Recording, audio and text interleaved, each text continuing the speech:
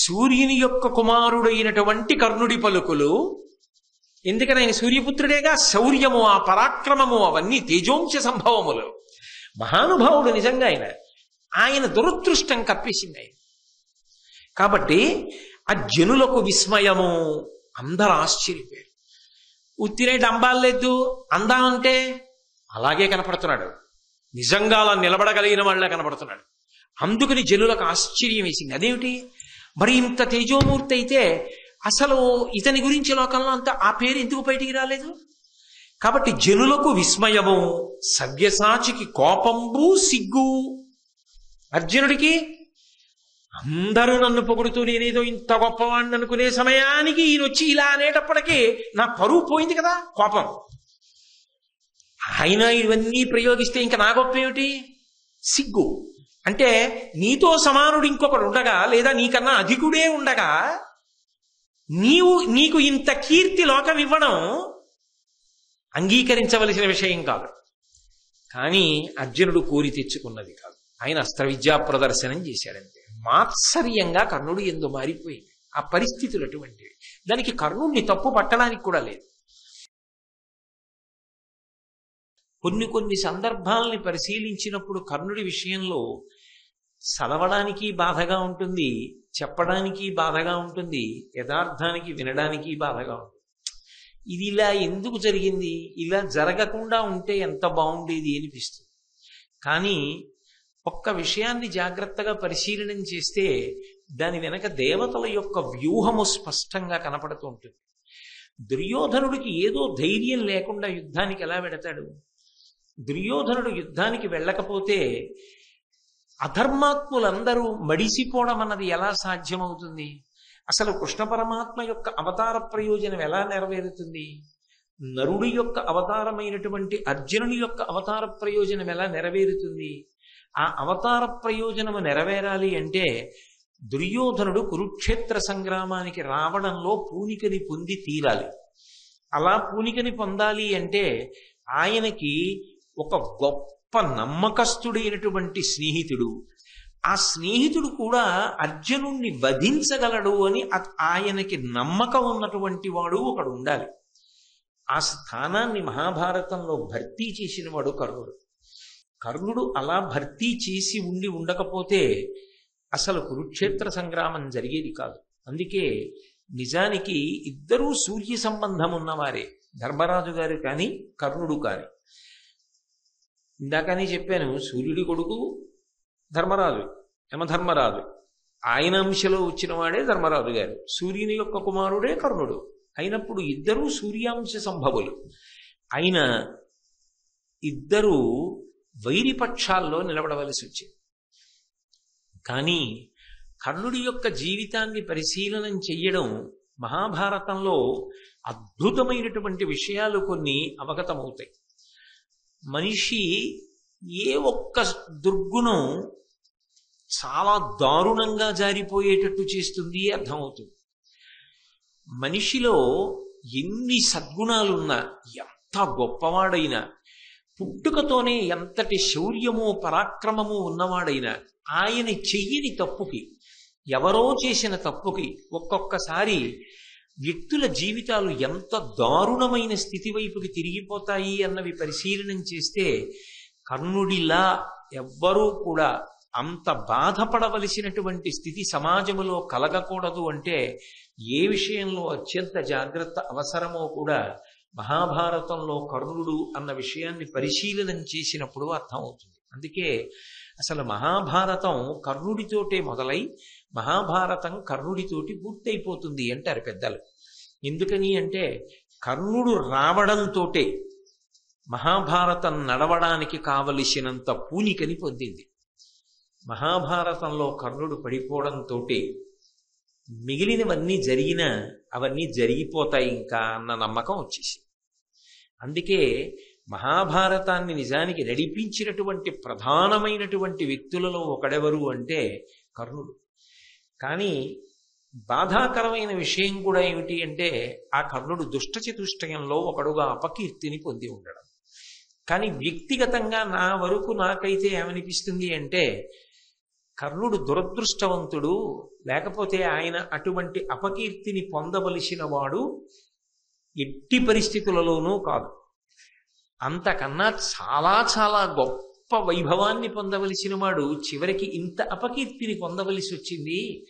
దీనికి నిజానికి ఆయన తప్పు కన్నా వేరొకరి తప్పే ఆయన్ని కాటేసింది అని నాకు అనిపిస్తూ ఉంటుంది. అది నా వ్యక్తిగతమైన అభిప్రాయం.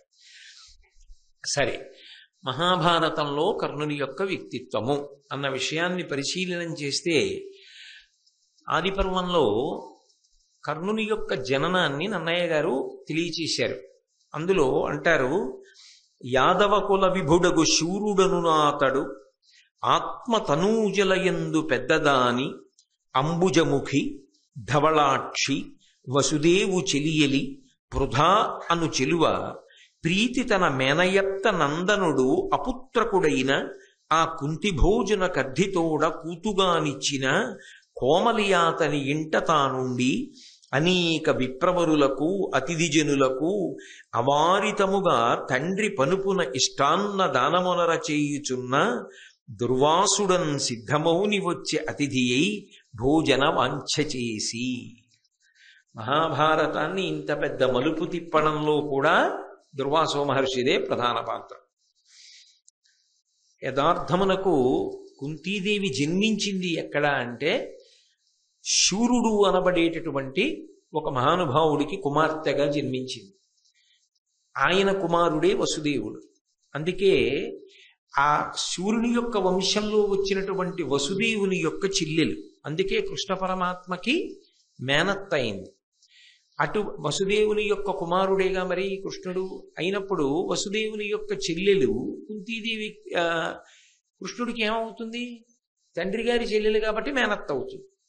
కాబట్టి కుంతీదేవి యొక్క మొట్టమొదటి పేరు పృథ. తండ్రి పెట్టుకున్న పేరు పృథ. అటువంటి పృథ పెరిగింది మాత్రం కన్న తండ్రి దగ్గర పెరగలేదు.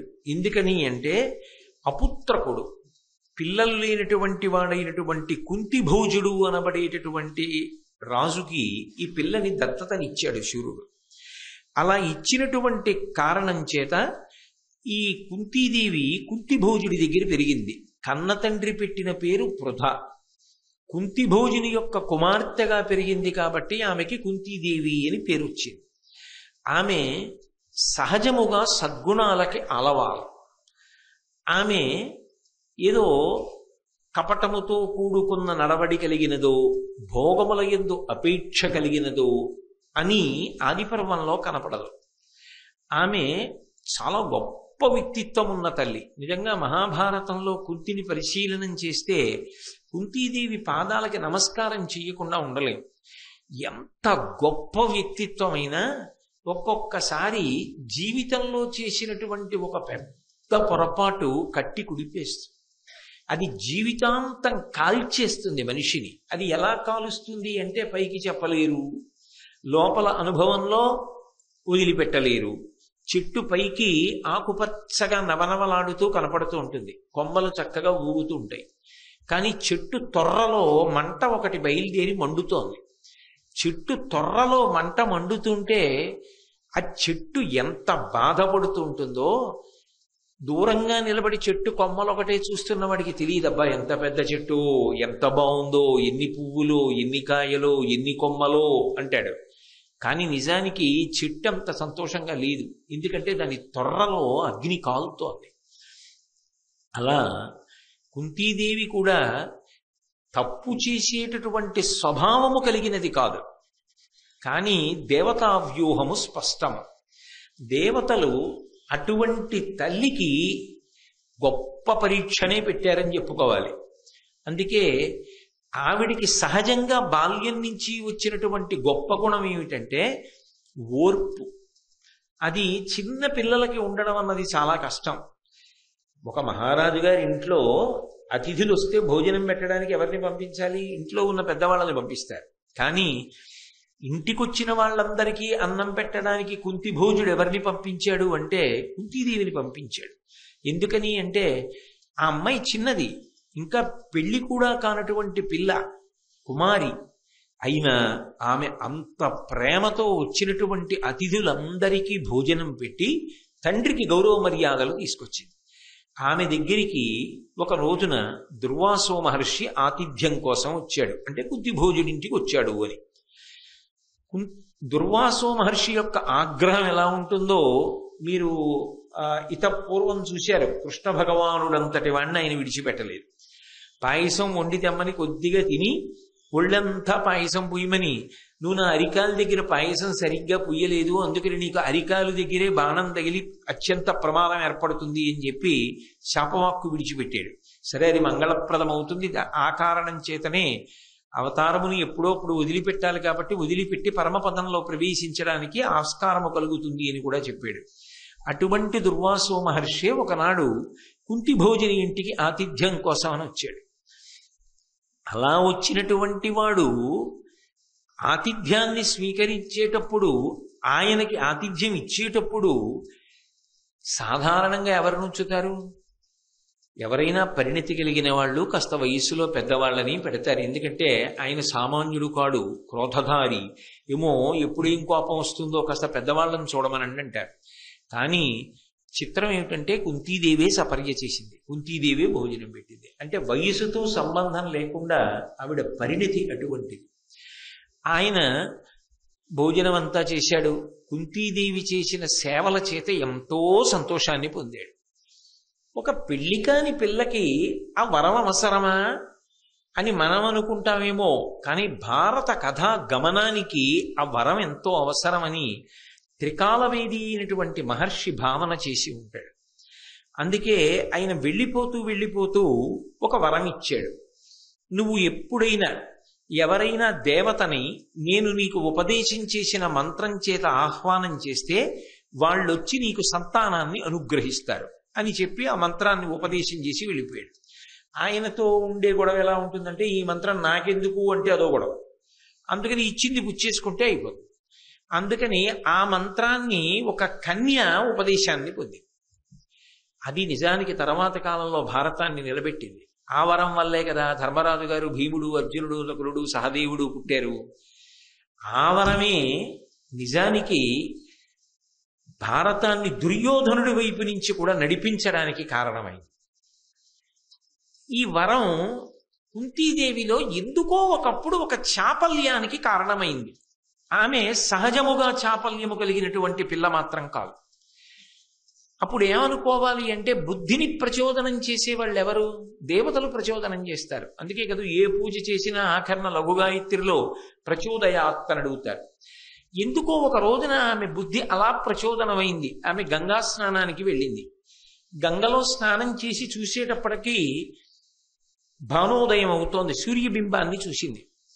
ఎర్రటి బింబాన్ని తదేకంగా చూడరు, బంగారు వర్ణంలోకి వచ్చినటువంటి బింబాన్ని చూసింది. అది ఎంతో అందంగా ఉంటుంది, మాంసచిక్షువుతో చూడ్డానికి యోగ్యంగా ఉంటుంది. ఆ బంగారు రంగులో ఉన్న బింబాన్ని చూసేటప్పటికీ ఆవిడికి ఎందుకో దుర్వాసో మహర్షి ఇచ్చినటువంటి వరం జ్ఞాపకానికి వచ్చింది. అబ్బా, వెలుగుల ముద్ద, బంగారు వర్ణంలో ఉన్నాడు, ఇట్లాంటి పిల్లాడు నాకు పుడితే అనుకుంది. అసలు అప్పుడు ఎందుకు ఆలోచన ఆవిడికి? ఎందుకో అప్పుడు వచ్చింది ఆలోచన. అసలు అలా అని చూస్తే ఏమవుతుందో చూద్దాం అని.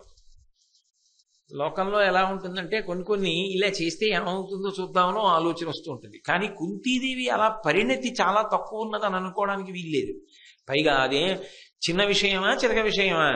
ఓ పిల్లాడిని కన్నెపిల్ల పొందడం అంటే ఆమెకి తెలియదా దాని యొక్క విపరిణామములు ఎలా ఉంటాయో?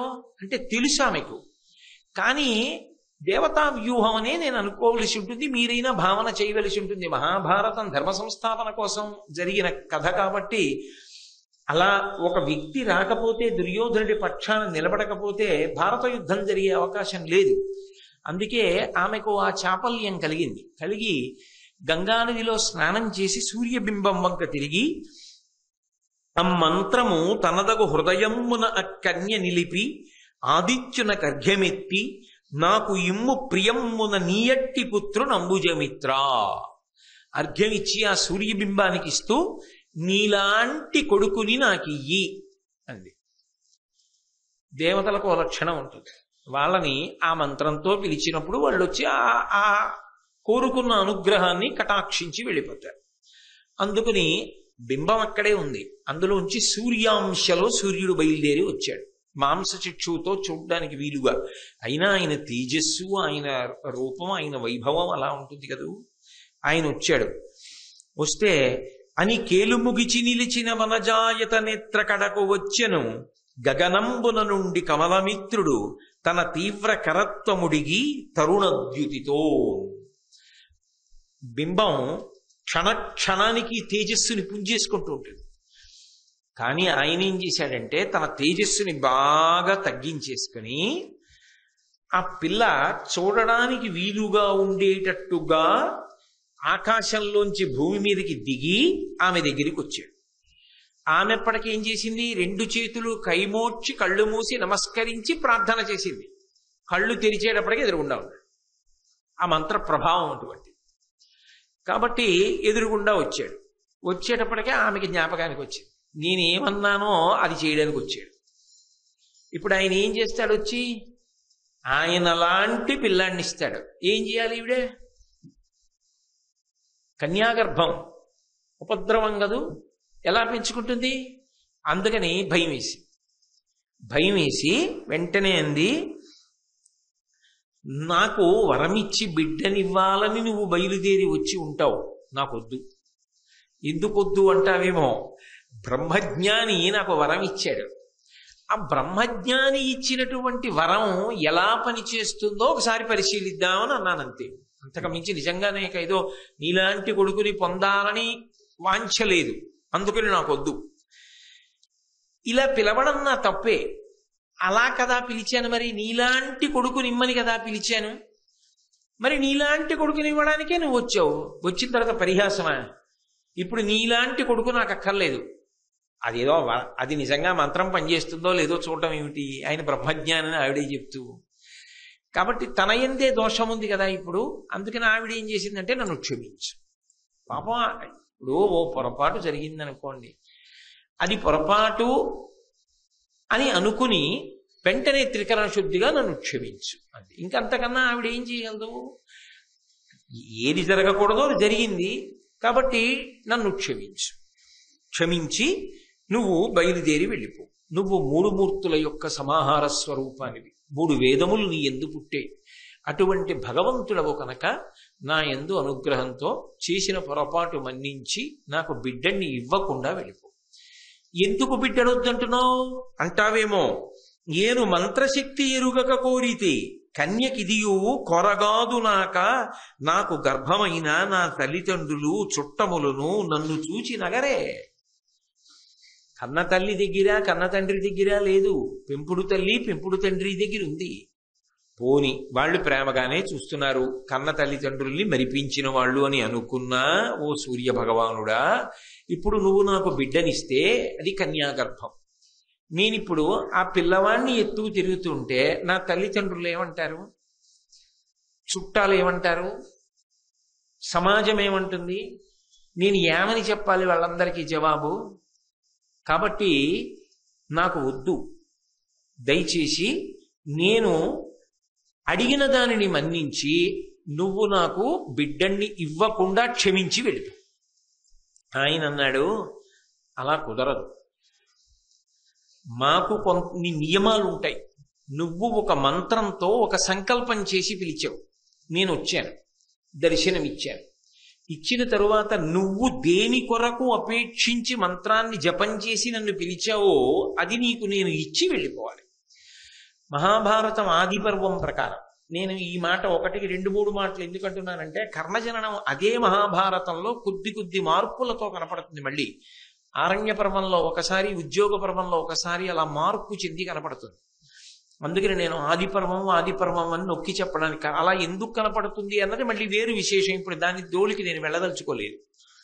ఆది పర్వం ప్రకారం అయితే సూర్య భగవానుడు అన్నాడు, సరే ఇప్పుడు నీకున్న బాధ ఏమిటి? నేను నీకు బిడ్డన్ని ఇస్తే కన్యాగర్భం అని బెంగ, కాబట్టి సద్యోగర్భంలో నీకు సంతానం ఇస్తాను అంటే ఉత్తర క్షణం నీకు కుమారుడు జన్మిస్తాడు. దానికోసం నువ్వు గర్భధారణ చేయవలసిన అవసరం ఉండదు. వనపర్వం ప్రకారం అయితే 10 నెలలు మోసింది కర్ణుణ్ణి. కాబట్టి నీ కన్యాత్వము చెడదు. భవిష్యత్తు యందు నువ్వు వేరొకరికి ఇల్లాలి అయినప్పుడు నేను మోసగించానన్న భావన నువ్వు పొందక్కర్లేదు. నీ కన్యాత్వం చెడకుండా నీకు వరమిస్తున్నాను. సంతానమును కటాక్షించి దేవతలుగా నేను పాటించవలసిన నియమాన్ని నేను పాటిస్తాను. నీకు ఇబ్బంది కలగకుండా నేను ఎంతవరకు అనుగ్రహం చెయ్యగలనో నీ కష్టాన్ని దృష్టిలో పెట్టుకుని అంతవరకు అనుగ్రహం చేయగలను తప్ప ఈ రెండిటికి దాటి నన్ను పిలిచిన తరువాత, మంత్రజపం చేసిన తరువాత, ఒక కోరిక వెల్లడించిన తరువాత నీకు బిడ్డనివ్వకుండా వెళ్ళిపోవడం సాధ్యం కాదు. ఎందుకంటే ఎవరి ధర్మాన్ని వాళ్ళు పాటించాలి అని సద్యోగర్భమునందు ఒక బిడ్డనిచ్చాడు. ఆమె ఆ పిల్లవాడిని చూసుకో. ఆ పిల్లవాడు సలలితమైన పుట్టుకవచంబు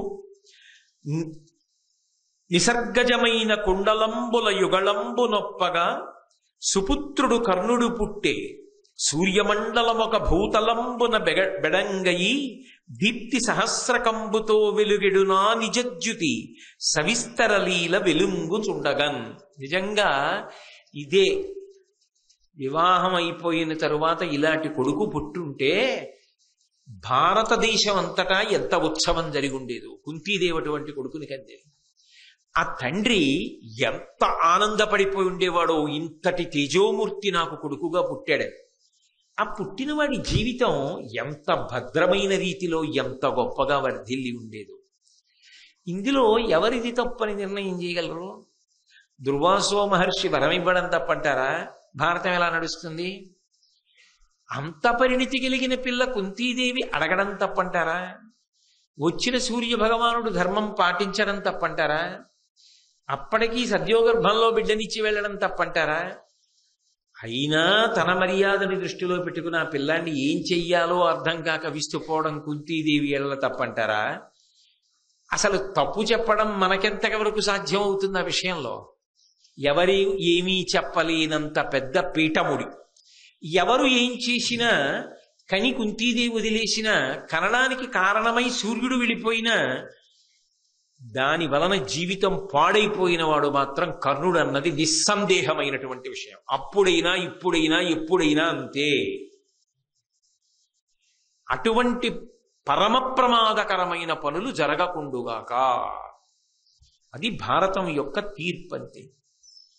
కాబట్టి ఆ పుట్టిన పిల్లవాడు పుట్టు కవచంబు, వాడికి పుడుతూనే కవచం ఉంది.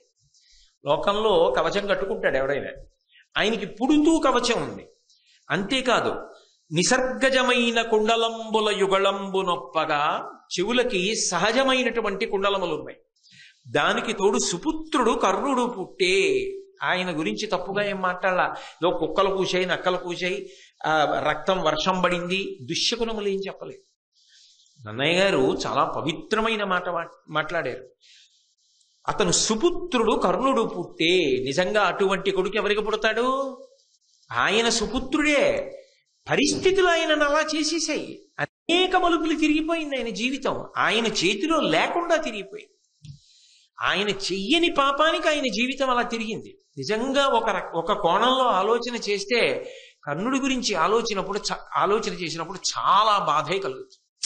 అయ్యయ్యో, ఇంత పౌరుష పరాక్రమాలు, ఇంతటి శౌర్యమూర్తి, ఇంత గొప్పగా పుట్టినవాడు ఆఖరికి దుష్టచతుష్టయంలోకి వెళ్ళిపోయాడే. అందుకు పుట్టినవాడైతే ఎన్ని దుశ్శకునములు కనపడాలి? అవేం చెప్పలేదు కదా భారతంలో. దుర్యోధనుడు పుట్టినప్పుడు ఎలా జరిగాయో అలా జరగలేదే. చాలా అద్భుతంగా వర్ణిస్తున్నారు. ఆంధ్రీకరించినప్పుడు నన్నయ్య గారు, సుపుత్రుడు కర్ణుడు పుట్టే సూర్యమండలం ఒక భూతలంబున బెడంగయి, సూర్యమండలం భూమి మీదకి దిగిందా అన్నట్టుగా ఉన్నాడు ఆ పిల్లాడు. దీప్తి సహస్రకంబుతో వెలుగడునా నిజజ్యుతి, ఆ కాంతి అలా ఉంది పిల్లాడిది. అది అన్ని వేపులకి కొడుతోంది. అంత అందగాడు, బంగారు రంగులో మెరిసిపోతున్నాడు ఆ పిల్లాడు. సవిస్తరలీల వెలుంగుచుండగన్. ఎంత కాదన్నా, ఏది ఏమైనా ఇప్పుడు కుంతిపుత్రుడు. వాడు సామాన్యుడా? అసాధారణ పుత్రుడు, సుపుత్రుడు, మొదటి కొడుకు ఆమె. అంతటి మహాతల్లి యొక్క పెద్ద కొడుకు. ఇప్పుడు ఆమె పిల్లవాడిని 2 చేతులతో పట్టుకుంది. సాధారణంగా రాజవంశాలలో కొడుకుడితే చాలనే బాధపడుతుంటారు, ఎందుకంటే ఆ రాజ్యానికి వారసుడు కావాలని. అందున సుపుత్రుడు పుట్టుకతో ఇంతటి తేజోమూర్తి పుడితే ఎంత ఆనందపడిపోయి ఉత్సవం చేయాలి. కన్న తండ్రికి తెలియదు, పెంపుడు తండ్రికి తెలియదు. కన్న తల్లి మరిచిపోవడానికి ప్రయత్నించింది. అన్నీ తెలిసిన సూర్యుడు ఏమీ మాట్లాడలేదు. పుట్టిన పిల్లాడు గంగపాలయ్యాడు. ఏం ఆశ్చర్యం! ఏ దోషానికి అంటే 10 మాటలు నేను ఉచ్చరించక్కర్లేదు. అందరూ బానే ఉన్నారు. ఒక రకంగా ఆలోచించండి. కుంతీదేవికి తర్వాత ఏమైంది? పాండురాజు గారితో వివాహం అయింది. పాండురాజు గారు భర్తృస్థానంలో ఉండగా పుట్టిన వాళ్ళు ఆమె యొక్క సంతానమని సంతోషంగా ప్రకటించుకున్నారు. మేము పాండురాజపుత్రులం అని చెప్పారు. పాపం ఈయన చేసిన తప్పేమిటి? ఆయనదా తప్పు. ఆయన ఏమైపోయాడు? తల్లి ప్రేమని పొందాడా? కర్మసాక్షి లోకాలకు ప్రభువు సూర్యుడి యొక్క ప్రేమని పొందాడా? ఎవరి ప్రేమని పొందాడు? ఆ పిల్లవాడిని ఎత్తుకుంది, చూసింది, వదలలేకపోయింది. కానీ అన్నిటికన్నా దేనికి భయపడిపోయిందంటే సమాజములో తనకొచ్చేటటువంటి పేరు గురించి, అపకీర్తి గురించి భయపడిపోయింది. ఆమె భయపడిపోయి మనసులో నిశ్చయం చేసుకుంది, ఈ పిల్లవాణ్ణి నేను పెంచను. అంటే దాని ఉద్దేశ్యం, ఈ బిడ్డడు నా కొడుకని నేను చెప్పను. ఆ పిల్లవాడిది తప్పని మీరు అనగలరా? సాధ్యమా? ఎవరికైనా సాధ్యమా? అది ఆ పసిబిడ్డడి తప్ప? వాడు ఏం దోషం చేశాడని? వాడు ఎంత వృద్ధి, అఖండ భూమండలాన్ని ఏలగలిగినటువంటి సార్వభౌముడు. అంటే ముందే ఏదో తీర్పు చెప్పకండి. కర్ణుడి జీవితాన్ని పరిశీలించేటప్పుడు ఎక్కడికి ఏ సందర్భంలో ఎక్కడి వరకు అక్కడ వరకే పరిశీలన చేయండి. అంతేకాని తొందరపడిపోయి ఆ తర్వాత ఎప్పుడో ద్రౌపదీ వస్త్రాపహరణంలో కర్ణుడు చేసినవి అవన్నీ ఇప్పుడే దృష్టిలో పెట్టుకుని తీర్పు చెప్పద్దు. ఇప్పుడే మొట్టమొదటిసారి జీవితంలో భారతం చదువుకుంటున్నాం, భారతం వింటున్నాం అనుకుని ఆలోచన చేయండి. ఆ తర్వాత కథ ఏమిటో మనకి తెలియదు, ఇప్పుడే వింటున్నాం మనం భారతం అనుకుని వినండి, అనుకుని చదవండి. మీరు ఆ పిల్లవాడిని ఏమైనా తప్పట్టగలరా? ఎలా తప్పడతారు? ఆ తల్లి వదిలేద్దాం అనుకుంటోంది, పోనీ తండ్రి ఏమైనా చేరదీశాడా? నన్ను మన్నించుగాక సూర్యుడు, ఆయన ఏమీ చేరదీయలేదు. నా బిడ్డ నువ్వు వదిలేస్తే నీ పెంచుతా అని ఆయన అలా.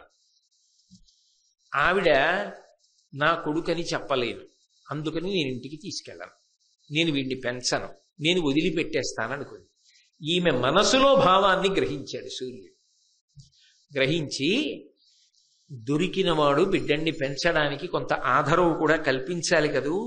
అందుకని ఆయన ఏం చేశాడంటే గంగానదిలోనే ఒక గొప్ప మంజూష, ఒక పెట్టి కొట్టుకొచ్చింది. ఆ పెట్టి పట్టుకుని విప్పి చూసింది కుంతీదేవి. అందులో బంగారము, అమూల్యమైనటువంటి రత్నములు ఇవన్నీ కూడా పెట్టెలో ఉన్నాయి. ఇప్పుడు ఆ పిల్లాన్ని వదిలేయాలి. అది అంత తేలికేం కాదు కుంతీదేవికి. వదిలేయడం ఒక బాధ, వదిలేశానన్న బాధ గుర్తొచ్చినప్పుడల్లా కాలుస్తుంది చెట్టు తొర్రలో మంట. ఆ పిల్లాడి కంటి ముందు కనపడి చెప్పలేకపోతే నా కొడుకని అప్పుడెంత బాధ. ఆ కొడుకే తన కొడుకులకు ఎదురుస్తే అప్పుడెంత బాధ. అది ఆ పుండుని అలా కెలుకుతూనే ఉంది ఆవిడ జీవితాంతం. ఒకటే తప్పు, అది తప్పని చెప్పలేం, శాపల్యం. ఆమె ఏమి పాపం ఇతర రకమైనటువంటి భోగమును అపేక్షించి చేసిన దోషం కూడా కాదు. కానీ ఏ కోణంలో చేసినా, ఏ హృదయంతో చేసినా అది మాత్రం కన్యాగర్భమైంది. అది శాపం ఎవరికైంది అంటే ఒక రకంగా కుంతీదేవికి అయింది, మానసికంగా చిత్తక్షోభ పొందింది. ఇంకొక రకంగా పాండవులకైంది. సొంత అన్నగారిని శత్రువర్గంలోకి వెళ్ళిపోయాడు. తెలిసా? వాళ్ళకి తెలియదు, కానీ ఎదురొచ్చాడు. ఆయనకి తెలిసింది, ఏమీ చేయలేకపోయాడు, వెనక్కి రాలేకపోయాడు. అప్పటికే దుర్యోధనుడికి మాట ఇచ్చేశాడు. ఆయన నలిగిపోయాడు. చిట్ట చివరికి చంపేశాక తెలిసింది మా అన్నయ్యని. ఎంత ఏడిచారు! ఒక్క పొరపాటు. కానీ కొన్ని పొరపాట్లు పర్వాలేదు, కాలంలో సర్దుకుంటాయి, మచ్చ పోతుంది. కొన్ని పొరపాట్లు జీవితంలో కాదు, యుగం దాటిపోయిన తర్వాత కూడా ప్రవచనాల్లో చెప్తారు, పుస్తకాల్లో ఉంటాయి. ఆ పొరపాట్ల జోలికి వెళ్ళవద్దు ఎవరైనా సరే. అది భారతం యొక్క సందేశం అని అనకుండా ఎలా సాధ్యమవుతుంది మరి భారతం చదివాక? కాబట్టి అప్పుడు ఏడిచింది ఆ పిల్లాడిని ఎత్తుకొని, ఏల అమ్ముని నాకు ఇచ్చే ఈ మంత్రము, ఈ మంత్రశక్తియే నెరుగంగ వేడి, ఏల పుత్రకు గోరి ఎంతయు భక్తి నిన్ను తలంచితి ప్రీతి, ఇనుడును నాకు ఏల సద్యోగర్భమిచ్చే, కుమారుడేల అప్పుడు ఉదయించే, ఇంకెట్లు ఈ లోక పరివాదమే నుడిగింతు, ఇంతకు ఇంతయు ఎరుగరే జనులు. అసలు వచ్చిన వాళ్ళందరికీ నేను భోజనం పెట్టడం ఏమిటి? ఎక్కడో సూర్యుడికి కూతురుగా పుడితే కుంతి భోజుడికి దత్తత ఇవ్వడం ఏమిటి? దుర్వాసో మహర్షి రావడం ఏమిటి? సంతోషించడం ఏమిటి? కన్యకి తీసుకొచ్చి ఇటువంటి వరం ఇవ్వడం ఏమిటి? నాకేమో ఒకసారి పరీక్షిద్దామని చాపల్యం పుట్టడం ఏమిటి? సూర్యుడొచ్చి కుదరదు కొడుకునిస్తానని సద్యోగర్భంలో కొడుకునివ్వడం ఏమిటి? వీడింత మహనీయమూర్తి ఏమిటి? వీణ్ణి తీసుకెడదామంటే లోకనింద. ఆ తర్వాత తన జీవితం ఎలా, పెళ్ళెలా అవుతుంది? అవనప్పుడు ఇంట్లో తల్లిదండ్రులు ఏమైపోతారు? ఇలాంటి పిల్లని పెంచుకున్నామని వీళ్ళంటారు, ఈ పిల్ల పుట్టిందని వాళ్ళంటారు. లోకానికి అనడం చాలా తేలిక. ఎవరు ఎందుకు చేశారని ఆదరించి పలకరించి విచారించే వాళ్ళు ఎక్కడుంటారు లోకంలో? పొరపాటు దిద్దడానికి వాడికన్నా అవతలవాడి పొరపాటుని ఎత్తి చాటి 10 మందికి చాటింపు వేయడంలో సంతోషం ఎక్కువ ఉన్న వాళ్ళే ఉంటారు నాబోటిగాళ్ళు. కాబట్టి ఇంత వగచింది, ఏం చెయ్యాలో అర్థం కాలేదు. ఈ బాలునెత్తుకుని ఇంటికి జన్న, నన్నున్న బంధులందరూ మనంబుననేమనారే, ఎట్లీ బాలసూర్యుని భునిట్టుల డించి పోవంగా బుద్ధి పుట్టునని కన్య వనంబులోనన్. కుంత్యం లేదు కన్య. వీణ్ణ వదలలేకపోతున్నాను, వీణ్ణి ఎత్తుకుని నేను గాని ఇంటికి వెళ్ళానా,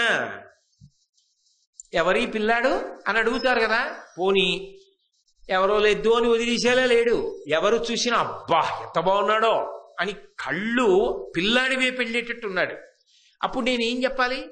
నేను చెప్పలేను కాబట్టి నాకు వద్దు. అపూర్వమైన కానుక ఆమె పొంది వదిలేసుకుంది. గంగలో వదిలేయాలని సంకల్పం చేయగానే సూర్య భగవానుడు మంజూషని పంపించాడు. ఆ బంగారము రత్నములు అన్నీ ఉన్న పెట్టెలో పిల్లవాడిని పెట్టేసి మంచి ఒరవడిలో వెళ్ళిపోతున్నటువంటి గంగ ప్రవాహంలో ఆఖరికి తన పాశాన్ని తెంపేసుకుని పెట్టి వదిలేసింది. అంతే, వేగంగా పెట్టి వెళ్ళిపోయింది. ఆమె బాధపడుతూ వెనక్కి తిరిగి అంతఃపురానికి వెళ్ళిపోయింది. అది మరిచిపోవాలని చాలా ప్రయత్నం చేసింది, మరిచిపోయింది. ఆమె ఎందు కన్యాత్మనకు భంగం లేకుండా సూర్య భగవానుడు వరం ఇచ్చాడు కాబట్టి తర్వాత పాండురాజు గారికి భార్య అయింది. ఆమె సంతోషంలో ఉంది. అదంతా మీరు మహాభారతంలో కుంతి అన్న విషయంలో విన్నారు. ఇప్పుడు మనకి ప్రధానుడు ఎవరు అంటే కర్ణుడి గురించి పరిశీలన చేయడం. ఇంకా ఎప్పుడైనా ఆవిడికి జ్ఞాపకం వస్తే ఏమో వదిలిపెట్టేశాను, ఆ పిల్లవాడు ఎక్కడున్నాడు అని అనుకుంటుంది. కానీ ఆమె ఇప్పుడు జీవితంలో పొందిన సంతోషం ఆమె పొందినటువంటి కష్టాన్ని కప్పేసింది. అందుకని ఆమె మరిచిపోయింది. కానీ ఆ పిల్లవాడు మళ్ళీ ఎప్పుడైనా కనపడ్డం జరిగింది అనుకోండి, ఒకవేళ ఇన్నేళ్ల తర్వాత అయినా, కుంతీదేవి ఈ పిల్లవాడు నా పిల్లవాడే అని గుర్తుపట్టగలదా? ఖచ్చితంగా గుర్తుపడుతుంది. ఎందుకు గుర్తుపడుతుందో తెలుసా? సహజ కవచ కుండలాలు, సూర్యుని యొక్క దీప్తి, బంగారు రంగు, అంత అందగాడు, అంత గొప్ప ఆ శరీరం, అంత ఎత్తు, ఆయన ఏ సామాన్యుడు కాడు. నాకు భారతం చదువుతున్నప్పుడు అనిపిస్తుంది, బహుశా అందరిలో కర్ణుడు అందగాడేమో అనిపిస్తుంటుంది ఒక్కొక్కసారి. ఎందుకంటే ఆ మహాభారతంలో కర్ణుడి గురించి వర్ణించేటప్పుడు ఆయన అంగ సౌష్ఠవం కానీ, ఆయన పొడగరితనం కానీ, ఆయన చేతుల పొడుగు కానీ, ఆ ధనస్సు పట్టుకుంటే ఎలా ఉంటుంది అసలు కానీ అంత గొప్పగా వర్ణిస్తారు.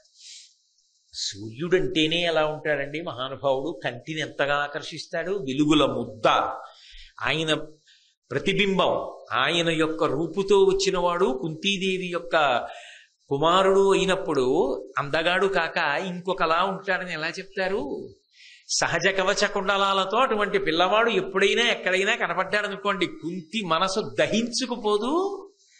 వాడా వృద్ధిలోకి వచ్చింత వాడయ్యాడని, వాడు అందులో ఒకవేళ ఏ కారణం చేతనైనా కనపడినప్పుడు అసామాన్యుడిగా కనపడ్డాడనుకోండి, త్వరలో మంట ఏమవుతుంది? భగ్గున పైకి లేస్తుంది. వాడు నా బిడ్డడే అని ఎప్పటికీ చెప్పలే. కాబట్టి ఇంత వృద్ధిలోకి వచ్చినా వాడిని చెప్పలేకపోతున్నాను, వాడు ఏమైపోతున్నాడో అన్న బాధ కొద్దిగా ఉండిపోతుంది కదా. అక్కడతో వదిలేశారు. ఆ పిల్లాడు అలా పెరగాలి. ఎక్కడో పెరిగాడు. ఎక్కడ పెరిగాడు అంటే అది మాత్రం చెప్పారు. ఆ పెట్టెలో పెట్టబడినటువంటి పిల్లవాడు పెట్టెతో సహా గంగా ప్రవాహంలో వెళ్ళిపోయాడు. వెళ్ళిపోయినప్పుడు ఒక సూతుడు అంటే రథసారథికి దొరికాడు. ఆయన ఆ పెట్టెని ఇంటికి తీసుకెళ్ళాడు. తీసుకెళ్ళి ఆయన భార్య రాధ అన్న ఆవిడికి ఇచ్చాడు. అసలు ఆయన కుంతీదేవి యొక్క కుమారుడు. ఎలా? గుప్తంగా కుంతీ కుమారుడు, ప్రకటనంగా రాధా కుమారుడు, రాధేయుడు. ఎందుకని? ఎవరికి పెట్టె దొరికిందో ఆయన భార్య పేరు రాధ. ఆమె ఎంత అదృష్టవంతురాలో మహాతల్లి, ఎంత సౌశీల్యవతో. ఆ పిల్లవాడిని తీసుకొచ్చినప్పుడు ఆ పెట్టె దొరికిన ఆయన భార్య దగ్గరికి తీసుకెళ్ళిస్తూ అన్నాడు, ఈ బిడ్డడు నాకు ఈ పెట్టెలో దొరికాడు గంగానదిలో. ఆ పెట్టెలో అమూల్యమైన రత్నములు బంగారం కూడా ఉన్నాయి. అది విచిత్రం. వీడు వస్తూ వస్తూ బిడ్డడే రాలేదు మన ఇంటికి, ఇంత బంగారం ఇన్ని రత్నాలు కూడా తెచ్చాడు. కాబట్టి వీడిని వసుషేణుడు అని పేరు పెడుతున్నాయి పిల్లాడికి అన్నాడు. కర్ణుడి యొక్క అసలు పేరు, ఆ పెంచిన తండ్రి గారు పెట్టుకున్న పేరు వసుషేణుడు. అంటే మీరు ఒకటి గమనించండి, ఒక చోట వదలబడిన వాడు వేరొకరికి దొరికినప్పుడు అంత సంతోషకారకమయ్యాడు. అది విచిత్రం. ఆయన అంత సంతోషంగా పట్టుకెళ్ళి భార్యకి ఇచ్చాడు. ఆ భార్య రాధ ఆ పిల్లవాడిని చేత్తో పట్టుకుంది. పట్టుకోగానే ఆమె మాతృత్వాన్ని పొంది, అబ్బా ఎంత గొప్ప పిల్లవాడు, నా కోసమే దొరికాడు, వీడు నా అనురాగ పట్టి, నా కొడుకు అన్న భావన రాగానే ఆమెకు పాలు చేపులకు వచ్చి ఆమె పాలిచ్చి పెంచింది. ఇదే చెప్పుకున్నాడు కర్ణుడు ఒకసారి. ఆమె పాలు తాగాను, నాకు తల్లి పాలిచ్చింది. ఆమె కుమారుడిగా లోకంలో పేరు పొందాను. ఇప్పుడు కాదు కుంతీ కుమారుణ్ణని చెప్పుకొనా? పాలిచ్చిన అమ్మ, పెంచి పోషించిన అమ్మ నా అమ్మ కాదు అని అననా? అనలేనన్నాడు. కర్ణుడు గొప్పవాడు కాదని మీరు ఎలా అనగలరు? నేను ఎలా అనగలను? నేను అనలేను. కానీ ఆయన దురదృష్టవంతుడు అని నేను అనడానికి కారణం, ఆయన ఆ గుణములు శోభించలేదు. అవి చెప్పుకోవడానికి అవకాశం రాకుండా అంతకన్నా దుష్టచతుష్టయంలో ఒకడిగానే అపకీర్తి ఎక్కువగా వచ్చింది. అంటే ఆయనని కాలం అలా తిప్పేసింది, అనుకోని రీతిలో తిప్పేసింది. ఇప్పుడు దాని దోషమేముందండి? అది బ్రహ్మాండమైనటువంటి సువాసనలు వెదజల్లేటటువంటి పొద. కానీ అది ఎన్ని పూలు పూసినా, అది ఎంత సువాసనాభరితమైనదైనా, ఆ పొద తెలిసో తెలియకో బ్రహ్మాండమైనటువంటి సర్పానికి ఆలవాలమైంది. ఆ పొదలో మధ్యలో పుట్ట పెట్టి ఒక మహాసర్పం పడుకుంటుంది. ఎవరైనా వెడతారా ఆ పొద దగ్గరికి? కోస్తారా పువ్వు? ఆ సువాసన పీలుద్దామని దగ్గరికి వెడతారా? పరిస్థితుల ప్రభావం కర్ణుణ్ణి దుర్యోధనుడి దగ్గరికి తిప్పింది. అక్కడ పోయింది కర్ణుడి యొక్క వైభవం. అయితే ఆయనంతా ఆయన వెళ్ళాడా? ఆయన చేసిన తప్పులకి వెళ్ళాడా? కాదు. ఎలా వెళ్ళాడో, ఎందుకు వెళ్ళాడో పరిశీలనం చేస్తే నిజంగా చాలా చాలా బాధే కలుగుతుంది. అయ్యయ్యో, ఈ మలుపు తిరిగిక పట్టి కదా ఇలా అయిపోయాడు ఈయన అనిపిస్తుంది. అది ఎక్కడ తిరిగింది అన్నది మనం పరిశీలన చేద్దాం. ఆ తల్లి రాధమ్మ ఎంతో ప్రేమతో పాలిచ్చి పిల్లవాడిని సొంత కొడుకుగాని పెంచి పెద్ద చేసింది. ఆ తండ్రి కూడా అంత ప్రేమతో పెంచి పెద్ద చేశాడు. అలా పెంచి పెద్ద చేసినటువంటి పిల్లవాడు పెరిగి పెద్దవాడయ్యాడు. అయిన తరువాత ఒకానొకప్పుడు ఈ కుంతీదేవి పాండురాజు గారిని పెళ్లి చేసుకుంది. పెళ్లి చేసుకున్న తర్వాత ధర్మరాజు, భీముడు, అర్జునుడు, నకులుడు, సహదేవుడు దేవతల యొక్క అంశలలో పుట్టారు. పుట్టిన తర్వాత పాండురాజు గారు శరీరం విడిచిపెట్టాడు. శరీరం విడిచిపెట్టిన తర్వాత మాద్రి సహగమనం చేసింది. ఈ పిల్లల్ని నేను ఎక్కడ పెంచగలనని చెప్పి అక్కడ ఉన్నటువంటి బ్రాహ్మణులందరినీ కూడా తీసుకుని ఆవిడ బయలుదేరి ఆ ఋషులందరితో కలిసి హస్తినాపురానికి వచ్చింది. అప్పుడు ధృతరాష్ట్ర మహారాజు స్వాగతం పలికాడు. ఆమె అంతఃపురంలోకి ప్రవేశించింది. వీళ్ళు దేవతాంశలలో వచ్చినటువంటి పిల్లలు పాండురాజు గారు కోరి కన్నవాడే కాబట్టి పాండురాజు యొక్క కుమారుడుగానే లోకములో ధార్మికంగా భావింపబడ్డారు. వాళ్ళందరూ కూడా పాండుతనూజులు అన్న పేరుతో పెరిగి పెద్దవారవుతున్నారు. సహజంగా దేవతాంశలలో వచ్చిన వారు కాబట్టి క్రమశిక్షణతో గురువుల పట్ల పెద్దల పట్ల అకుంఠితమైనటువంటి గౌరవంతో వాళ్ళకి సేవ చేస్తూ వృద్ధిలోకి వచ్చారు. అదే సమయంలో పుట్టుకతోనే అధర్మాత్ముడు, పుట్టుకతోనే మాత్సర్య బుద్ధి కలిగినవాడు, పాండవులను ఎలా పాడు చెయ్యాలనేటటువంటి కోరిక తనంత తానుగా మొదటి నుంచి ఉన్నవాడు. పరిస్థితుల ప్రభావం వల్ల అన్న మాట దుర్యోధనుడికి అన్వయం అవ్వదు. ఆయనకి పుట్టుకతో వాళ్ళెప్పుడూ సోదర భావనతోనే ఉన్నా ఆయన అలా అంగీకరించలేడు పాండవుల్ని. అందుకని ఎలా పాండవుల్ని పాడు చేసేయాలనేటటువంటి భావన పరిపూర్ణముగా ఉన్నవాడు దుర్యోధనుడు. అయినా వాళ్ళ ధర్మం వాళ్ళని రక్షిస్తూ వచ్చింది పాండవుల్ని. అందుకే విషాన్నం పెట్టించాడు, పాములతో కరిపించాడు, నీళ్లలో తోయించాడు, లక్క ఇంట్లో పెట్టి కాల్పించాడు, ఇన్ని చేయించాడు కదూ. ఆ పిల్లలు పాండవులు పెరిగి పెద్దవాళ్ళు అవుతున్నారు. ఒకప్పుడు కృపాచార్యుల వారు పాఠం చెప్పారు వాళ్ళకి. తర్వాత ఒకనాడు ద్రోణాచార్యుల వారు వస్తే భీష్మాచార్యుల వారు సంభావించి ఆ ద్రోణాచార్యుల వారిని పాండవులకు గురువుగా పెట్టాడు. పాండవులకు అంటే పాండురాజపుత్రులకు, ధృతరాష్ట్రుని యొక్క పుత్రులకు కూడా. వాళ్లతో పాటే కర్ణుడు కూడా నేర్చుకున్నాడు. ఆ రోజులలో మీరు భారతాన్ని జాగ్రత్తగా పరిశీలిస్తే ఏదో కొద్ది ప్రాంతానికి కాదు, ఎక్కడెక్కడ నుంచో వచ్చి ద్రోణాచార్యుల వారి దగ్గర విలువిద్య నేర్చుకునేవారు. అందుకే కర్ణుడు కూడా ద్రోణాచార్యుల వారి దగ్గరే విలువిద్య నేర్చుకున్నాడు. అందుకే గురుడు అన్నమాటే వాడుతూ ఉంటాడు ద్రోణాచార్యుల వారిని ఉద్దేశించి. ఆయన దగ్గరే నేర్చుకున్నాడు. దుర్యోధనాదులతో కలిసి తిరుగుతూ ఉండేవాడు. అయితే ఒకానొక సందర్భంలో వీళ్ళందరూ కూడా సభాప్రవేశం చేశారు. ఎప్పుడు అంటే కుమారాస్త్ర విద్యా ప్రదర్శనము అని ఒక ఘట్టం ఏర్పడింది.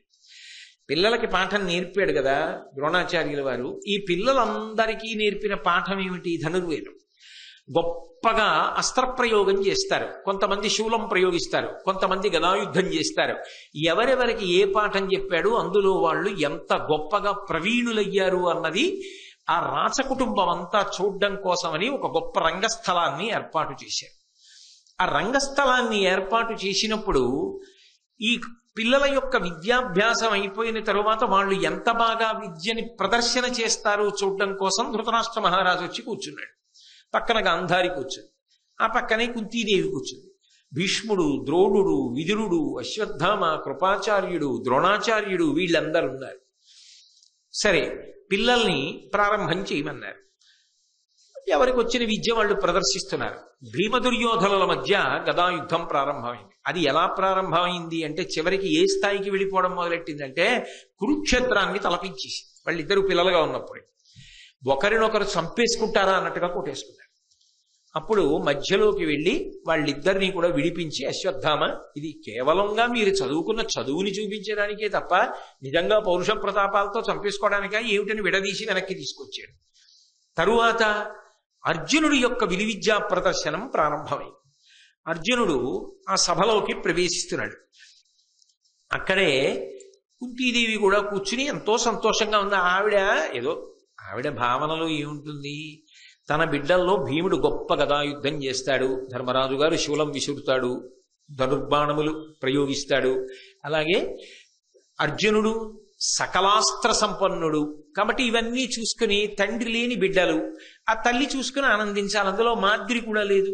5 యొక్క వైభవాన్ని చూసి సంతోషిద్దామని కుంతి కూడా కూర్చుంది.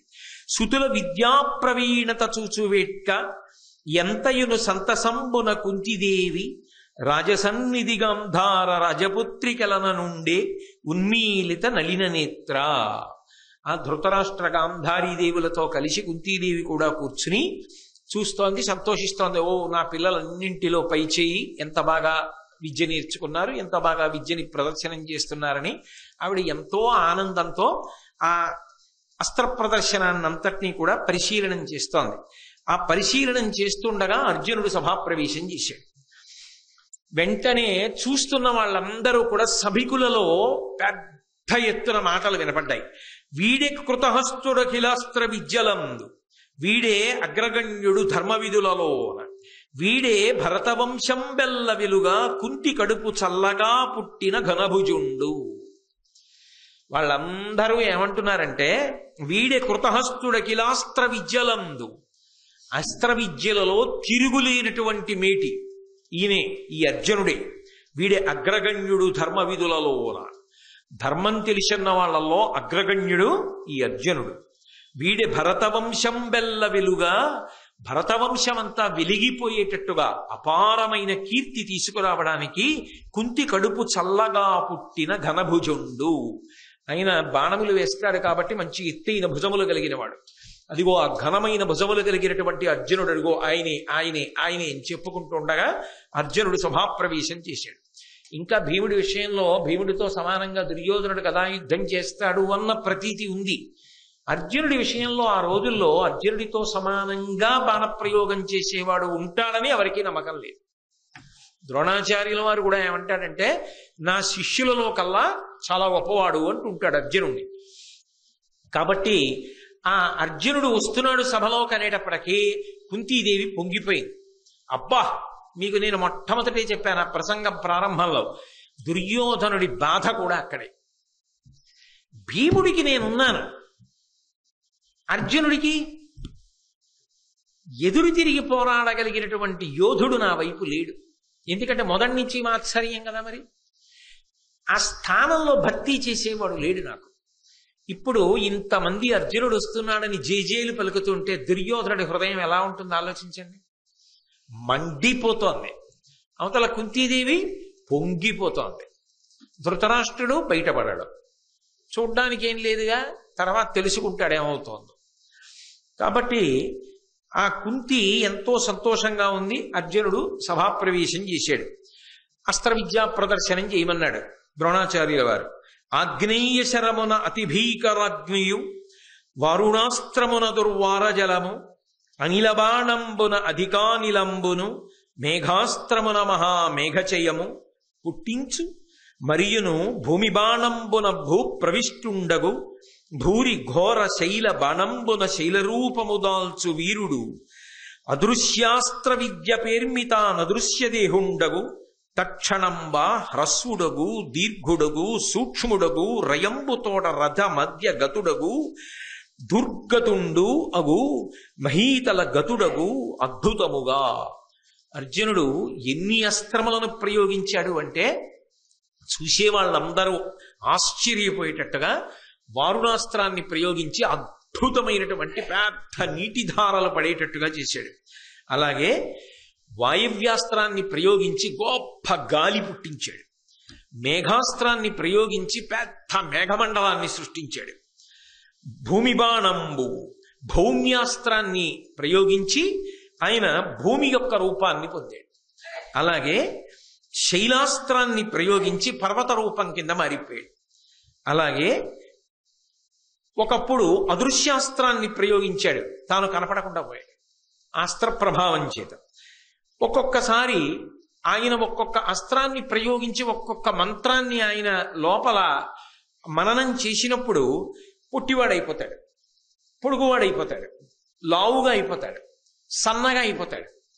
అకస్మాత్తుగా భూమి మీద కనపడతాడు, రథంలో కనపడతాడు, రథం నొగల మీద కనపడతాడు. ఇవన్నీ చూస్తే సభలో ఉన్న వాళ్ళందరికీ ఎంత ఆశ్చర్యంగా ఉంటుంది. ఆ పిల్లల్లో అర్జునుడు ఒక్కడే చెయ్యగలడు ఇలా. ద్రోణుడు కూడా అలా స్థానపట్టాడు.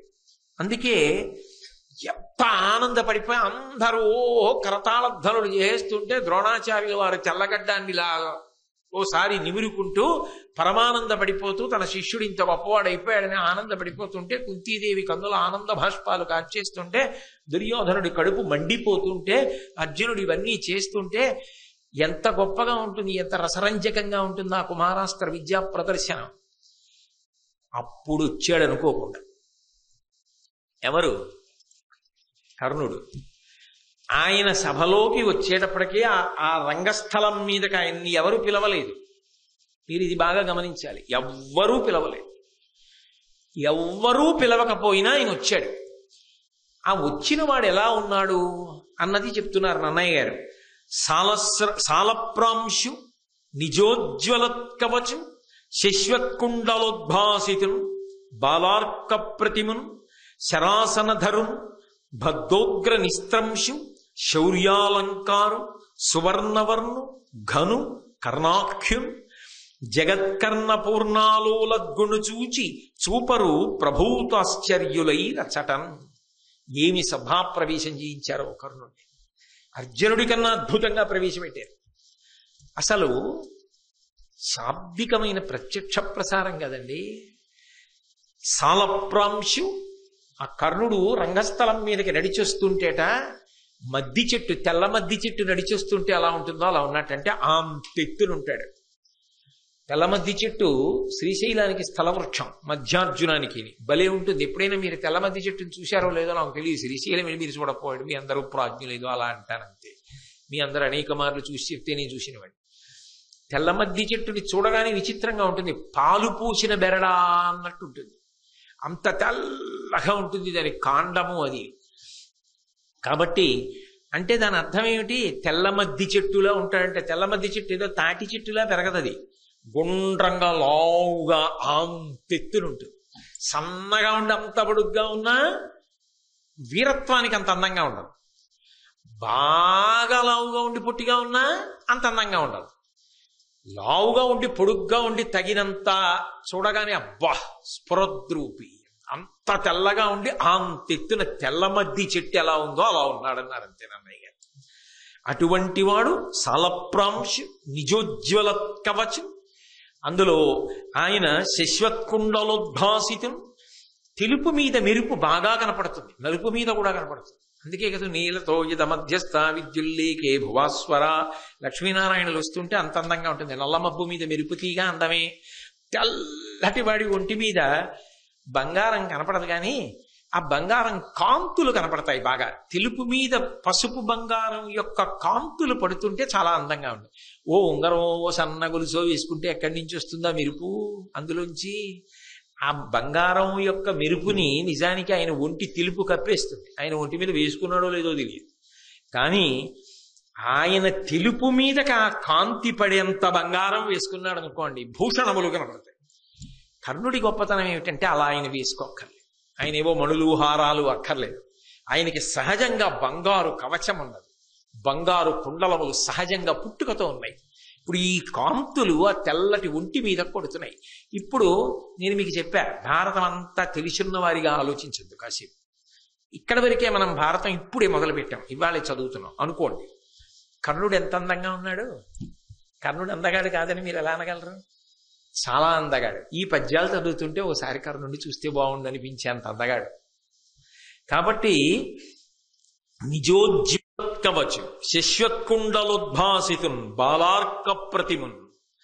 బాలసూర్య బింబం ఉంటుందే, పసుపచ్చటి రంగులోకి వస్తుంది. ఎరుపు రంగులో ఉన్న బింబాన్ని అసలు తదేకంగా చూసి నమస్కారం చేయరు. రుద్రాధ్యాయ వ్యాఖ్యానంలో చెప్తారు దాని గురించి. పసుపు వర్ణంలోకి తిరిగినటువంటి బింబం ఇంకా కంటితో చూడొచ్చు, కొద్దిసేపే చూడగలం. అది భలే మెరిసిపోతుంటుంది బంగారు వర్ణంలో. అలా ఉన్నాడు నాన్నగారి పోలిక, ఎక్కడికి పోతుంది? అందుకని బాలార్క ప్రతిమన్. మరి అటువంటి బాలార్కుణ్ణి చూసి కదా ఇలాంటి కొడుకు కావాలంది. అలాంటి కొడుకు అప్పుడే అలా ఉంటే ఇప్పుడు ఇంకెంత అందంగా ఉంటాడు, ఇంకెంత కాంతితో ఉంటాడు. అందుకని అక్కడ ఉన్న వాళ్ళందరూ ఎవరా పిల్లాడని చెప్పి, అర్జునుడు అంటే అందరికీ తెలుసు, ఈయన ఎవరో పాపం ఎవరికి తెలుసు. ఎంత జాలికరమైన విషయం అది నిజంగా. నిజానికి నేను భారతం చదువుకున్నప్పుడు నాకు అర్థమైనంత వరకు ఇంత అందగాడు ఎవడూ లేడు. కానీ ఆయన ఎవరో ఎవరికీ తెలియదు. ఆయన గుణముల గురించి కొంతమందికి తెలుసు. కాబట్టి శరాసనధరు చేతిలో బ్రహ్మాండమైన కోదండాన్ని పట్టుకుని ఉన్నాడు. బద్ధోగ్ర నిస్త్రంశు మొలకి వాడి కత్తి ఒకటి కట్టుకుని ఉన్నాడు. ఎక్కడికి పోతాయా పౌరుష ప్రతాపాలు? ఎక్కడికి పోతుందో పరాక్రమం? ఎక్కడికి పోతుందో శౌర్యం? ఎక్కడికి పోతుంది? కాబట్టి శౌర్యాలంకారు, శౌర్యమే అలంకారంగా కలిగిన వాడు. సువర్ణవర్ణు బంగారు రంగు కలిగిన వాడు. నన్నయ్య గారికి తనివి తీరట్లా, ఎన్ని మాటలు వేసేస్తున్నారో. పద్యమంతా విశేషణాలే కర్ణుడు కనపడేటప్పటికే. సువర్ణవర్ణు ఘను, గొప్పవాడు, అంతెత్తునున్నవాడు. చూడండి, మనిషి బాగా స్ఫురద్రూప్ అనుకోండి, ఆయన్ని ఎలాగండి ఆయన గుర్తుపట్టడం ఏమిటి? అంతెత్తునుంటారు, చూడగానే గుర్తుపట్టేయచ్చు అంటారు. చూడండి, మహాత్ముల విషయంలోనూ అంతంత స్ఫురద్రూపులై అంతెత్తున అలా ఉంటారు కొంతమంది. శంకర భగవత్పాదులు ఎలా ఉంటారని అడగక్కర్లేదు. ఆయన మహానుభావుడు ఇలా చూడగానే బాలసూర్య బింబంలా వెలిగిపోతుంటారు అంతెత్తున. శంకరాచార్యులు వారు ఎవరైనా అడగడం ఏమిటండి అనం. అలా ఘను, కర్ణాఖ్యున్, కర్ణుడిని పేరు కలిగినటువంటి వాడు. ఆయన జగత్కర్ణ పూర్ణాలోలద్గును చూచి ఆయన కనపడగానే ఆ చుట్టుపక్కల ఉన్న ప్రజలందరూ చెవుల్లో చెప్పుకుంటున్నారట. ఆయన ఎవరికి సంబంధించిన వాడు ఎవరికి తెలియదు, కానీ ఆయన మంచి గుణముల గురించి చెప్పుకుంటున్నారు. చాలా మంచివాడయా పిల్లాడు, చాలా క్రమశిక్షణ కలిగిన వాడు, గురుభక్తి ఉన్నవాడు, ఎంత సాధన చేస్తాడో తెలుసా అని. చాలా మంచివాడు, ఎవరికి ఏదన్నా ఉపకారం చేయాలంటే ముందుంటాడు. అంటే ఇప్పటి వరకు కర్ణుణ్ణి మీరు దుష్టచతుష్టయంలో పెట్టడానికి సాధ్యం అవుతుందా? భారతం చదివేసిన వాళ్ళలా మాట్లాడకండి. ఇక్కడ వరకు ఆయన గురించి ప్రజలు మంచిగా చెప్పుకున్నారా లేదా? అటువంటి కర్ణుడు చూపరు ప్రభూతాశ్చర్యులై రచటన్. చూసిన వాళ్ళందరూ ఇప్పటిదాకా ఏం చూస్తున్నారు? అర్జునుడు వేస్తున్న అస్త్రాలు చూస్తున్నారు. ఇప్పుడు కూడా వాళ్ళ దృష్టి దేని మీద ఉండాలి? అమ్మో, తర్వాత అర్జునుడు ఏం చేస్తాడో అని అటుండాలి. కానీ ఇంత చేసి దృష్టిని ఆకర్షించిన అర్జునుడు కర్ణుడు సభాప్రవేశం చేసేటప్పటికి ప్రజలందరి దృష్టి ఆయన వైపుకి వెళ్ళింది. అబ్బా, ఎవర్రా అలా ఉన్నాడు కర్ణుట్ట, మంచివాడు, చాలా మంచివాడు అండి. ఎవరబ్బాయి, ఏమిటి, ఎక్కడి నుంచి వచ్చాడు, ఏం చేస్తాడు ఏమో తెలియదు. ఇప్పుడు ఆ పిల్లవాడు సభాప్రవేశం చేశాడు. ధృతిదరిగి మోహమూర్ఛాన్వితయైనను సంభ్రమించి విదురుడు ప్రత్యాగత జీవ చేసినప్పుడు అతి శీతల చందనోద కాసేకమునన్. వాళ్ళిద్దరూ దెబ్బలాడుకునేటటువంటి సందర్భం ఏర్పడితే కుంతీదేవి మూర్ఛపోయింది. ఎందుకంటే చూడక చూసింది కొడుకుని. చందనపు నీళ్లు చల్లి విదురుడు ఆవిడికి స్పృహ వచ్చేటట్టుగా చేశాడు. అయితే మీరు ఇక్కడ ఒకటి గమనించాలి. అలా కర్ణుడు సభలోకి ప్రవేశించగానే సభలో ఉన్న వాళ్ళందరూ అర్జునుడిని మరిచిపోయి కర్ణుడి వంక చూశారు. సభలో అర్జునుడి యొక్క అస్త్ర ప్రదర్శనం చూసి పొంగిపోతున్న కుంతికి ఈ పిల్లాడు కనబడ్డాడు. ఆ పిల్లాడు ఎవరు ఏమో తెలియదు, కానీ చాలా మంచివాడని అందరూ చెవుల్లో చెప్పుకుంటున్నారు. గుండెల్లో చప్పుల్లో వినపడింది ఆ పిల్లాడు ఎవరో. ఎవరికి? కుంతీదేవికి. అబ్బా, వీడింత గొప్పవాడయ్యాడే, ధనుర్బాణాలు పట్టుకుని మొలకి కత్తి కట్టుకుని ఎలా ఉన్నాడు రా నా బిడ్డడు అనగలదా? పైకి అనడం లేదు, సాహసించలేకపోయింది. అంతటి ప్రయోజకుడు ఆయన్నే ఎవరూ తక్కువ చేయలేదు. అయినా ఆమె ఆయన గురించి ఏమీ మాట్లాడలేకపోయింది. కానీ ఆ పిల్లవాడిని చూసుకుని మాత్రం చాలా సంతోషాన్ని పొందింది, ఆశ్చర్యాన్ని పొందింది. అలా ఆశ్చర్యాన్ని పొందినటువంటి సందర్భంలో ఒక విచిత్రం జరిగింది. ఆ కర్ణుడు సభలో ప్రవేశించి, నీవకడు నేర్పుకాడవుగా వలవదు, వీని గొన్ని గరచితి మేమున్, నీ విద్యలెల్ల చూపుదుమే వీరుల సూచి మేలు మేలని పొగడం. కాస్త వ్యగ్రతతో కూడిన కంఠంతో మాట్లాడాడు కర్ణుడు. ఆయన అన్నాడు, నీవకడ నేర్పుకాడవు కా వలవదు, వీనిగొన్ని గరచితి మేమున్. ఓ అర్జున, పెద్ద నీకే ఏదో అస్త్ర విద్య వచ్చని అనుకోకు. నీవు ఏం చూపించావో అవన్నీ నాకు వచ్చు. నీ విద్యలెల్ల చూపుదు మీ వీరుల చూచి మేలు మేలని పొగడం. నిన్ను చూసి వీళ్ళందరూ అబ్బా అర్జునుడు, అబ్బా అర్జునుడు, అబ్బా అర్జునుడు, ఘనభుజుడు, ఎంత గొప్ప గొప్ప అస్త్రాలు వేశానంటున్నారు కదా, అవన్నీ నేను కూడా వేస్తాను. అవన్నీ వేయడం నాకు కూడా వచ్చు. నేను కూడా అటువంటి అస్త్ర ప్రదర్శనం ఇస్తాను. అయితే అలా అనవలసిన అవసరం ఏమిటి? అలా ఎందుకు అన్నాం అంటే, మీరు ఆ మాట్లాడిన తీరుని బట్టి ఒకటి గమనించాలి. అక్కడ ఏమైందంటే, దీని నేపథ్యాన్ని మీరు కొంచెం జాగ్రత్తగా పరిశీలనం చేస్తే, అర్జునుడికి అవకాశం ఇచ్చినట్టే కర్ణుణ్ణి కూడా పిలిచి సభలో, ఈయన కర్ణుడు, ఈయన కూడా గొప్పగా అస్త్రములను ప్రదర్శిస్తాడు, ఈయన ఫలానా వారి బిడ్డడు, ఈయన ఇలా విద్య నేర్చుకున్నాడు, ఇప్పుడు ఆ పిల్లవాడు చూపించేటటువంటి అస్త్ర విద్యా ప్రదర్శనం చూడండి అనేవాళ్ళుంటే కర్ణుడి జీవితం ఇంకొకలా ఉండేది. అలా అనేవాళ్ళు లేరు. అర్జునుడు ఎంత కష్టపడి నేర్చుకుంటున్నాడో తాను అంత కష్టపడి నేర్చుకుంటున్నాడు. కానీ కర్ణుడి జీవితంలో భంగపాటులు ఎక్కడ జరిగిపోయాయంటే, ద్రోణాచార్యుల వారు విద్య నేర్పాడు కానీ అర్జునుడే నా దగ్గర విలువిద్య నేర్చుకున్న వాళ్ళందరిలోకి అధికుడవుతాడు అన్నాడు. అంటే ప్రత్యేకమైన ప్రీతి అర్జునుడి పట్ల చూపించాడు అన్నది నిర్వివాదాంశం కదా. భారతం చదివిన వాళ్ళకి ఎవరికైనా అర్థం ఉంది. వచ్చెడువాడు ఫల్గునుడు అవశ్యము గెలుతు మనంగరాదు అన్నాడు. ఒకప్పుడు అర్జునుడు వస్తుంటే పొంగిపోయాడు గోగ్రహణ సమయంలో. అయినప్పుడు గురువు గారికి అర్జునుడంటే పక్షపాతం. పక్షపాతం అంటే అర్జునుడంటే ఎక్కువ ప్రీతి ఉంది.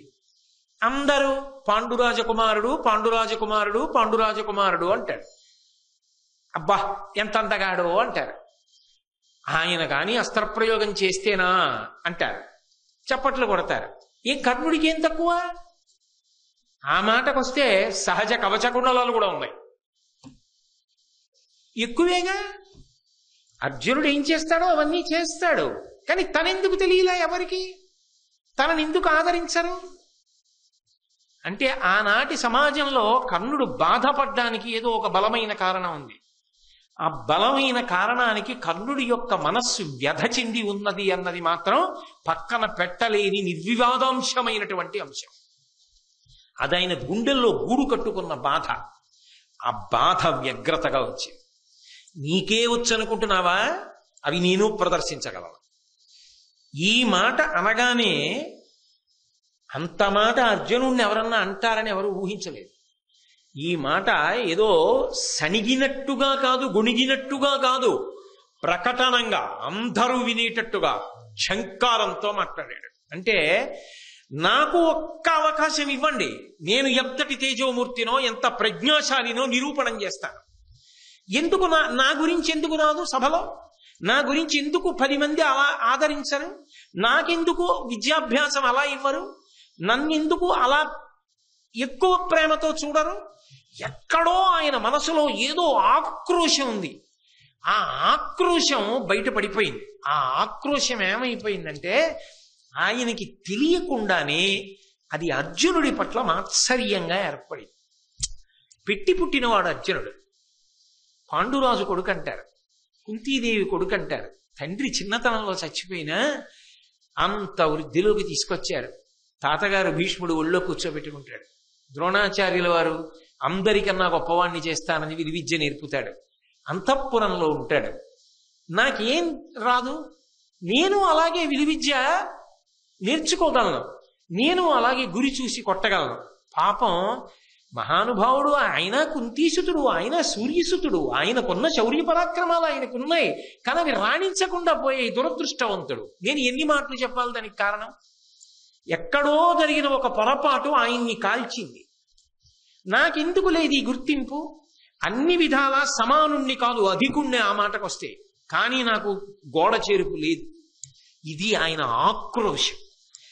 ఈ అర్జునుడికి ఇంత పేరు వస్తోంది, నిజానికి అంత అర్హత నాకున్నా నాకు రావట్లేదు. ఈ బాధ అర్జునుడి పట్ల మాత్సర్యంగా మారింది. అది పరిణితి లేని వయస్సు. అంత పరిణితి కర్ణుడికి ఉండాలని చెప్పడం కూడా సాధ్యం కాదు.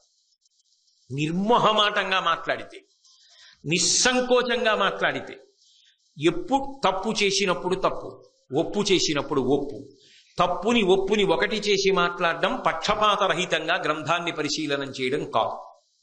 కాబట్టి ఉన్నది ఉన్నట్టే మాట్లాడాలి. ఇది అర్జునుడి పట్ల మాత్సర్యంగా మారింది కర్ణుడికి. అందుకే నాకు కూడా ఒక అవకాశం ఇవ్వండి అని ఆయన ద్రోణుణ్ణో కృపాచార్యుల వారినో ఎవరినో అడగలేదు. ఆయన అర్జునుడిని ఉద్దేశించి మాట్లాడాడు సభలో. అప్పుడు అర్జునుడి తప్పేమిటి? ఆయనకు అవకాశం ఇచ్చారు, ఆయన అస్త్ర విద్యా ప్రదర్శనం ఆయన చేశాడు, అంతవరకే కదా. కానీ అల్లో ఇంతమంది జేజేలు పలుకుతున్నారే సభలో, ఇంతమంది గొప్పవాడు, ఘనభుజుడు, పాండురాజకుమారుడు, కుంతీసుతుడు, అర్జునుడు ఇంత పొగుడుతున్నారు, ఇవి నీ చేయలేనా?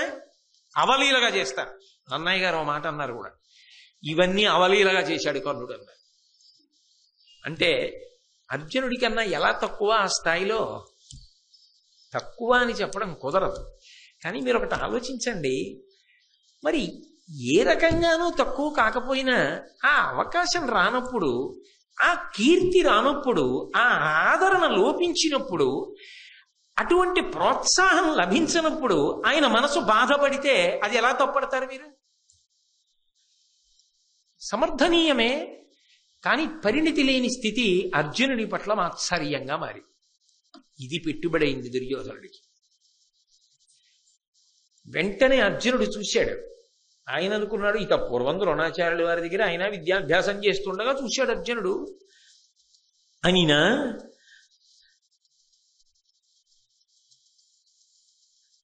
సూర్యతనయు పలుకులు జనులకు విస్మయము, సవ్యసాచికి కోపంబును సిగ్గును, మరి దుర్యోధనునకు ప్రీతియును చేసే తక్షణ మాత్రమునన్.